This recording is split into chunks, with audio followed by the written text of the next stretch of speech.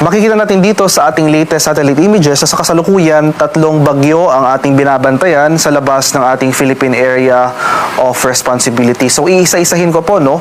Una, itong tropical depression na may international name na Gayneri. Ito yung dating si Bagyong Neneng na humina bilang isang low pressure area, and kaninang hapon ay nagre-develop ito or lumakas muli bilang isang bagyo. So huling namataan as of 3 p.m. sa layong 660 kilometers north-northeast ng Itbayat, Batanes. May taglay na lakas ng hangin na malapit sa gitna na umaabot ng 55 kilometers per hour, pagbugso na umaabot ng 70 kilometers per hour. Yung movement dito sa kasalukuyan ay northwestward ng mabagal. Pangalawa, itong typhoon naman na may international name na Saudel, latest location as of 3 p.m. sa layong 2,555 kilometers silangan ng Northern Luzon. May taglay na lakas ng hangin na malapit sa gitna na umaabot ng 150 kilometers per hour at pagbugso na umaabot ng 185 kilometers per hour. Yung movement naman ito ay northwestward sa bilis sa 15 kilometers per hour. And lastly, ito namang tropical depression na malapit sa boundary ng ating PAR. Latest location, kaninang hapon, 1,055 kilometers silangan ng Eastern Visayas.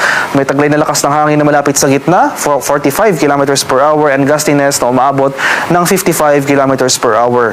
Yung movement naman nito ay northwestward sa bilis na 30 kilometers per hour.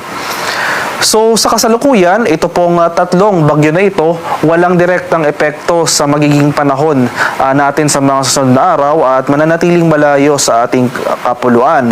And as of the moment, itong tropical depression na ito, as well as itong typhoon na may international name na Saudel, nakakaroon po ng binary interaction o mas kilala bilang Fujiwara effect. So sa mga susunod na araw, magkakaroon ng epekto yung mas malakas na bagyo sa movement nitong mas mahinang bagyong tropical depression. So, in a sense, hatakin po nitong Typhoon Saudel, itong sentro nitong tropical depression, and eventually, posibleng mag-intensify ito sa mga sunod na araw, pero eventually malulusaw naman at kakainin ng mas malaking sirkulasyon o yung mas malakas na sirkulasyon ng bagyong Saudel. So ano ba yung magiging lagay ng ating panahon sa mga susunod na araw? So tulad nga po na nasabi ko na walang epekto yung mga bagyong ito sa magiging lagay ng ating panahon ng ating bansa within the next 24 hours.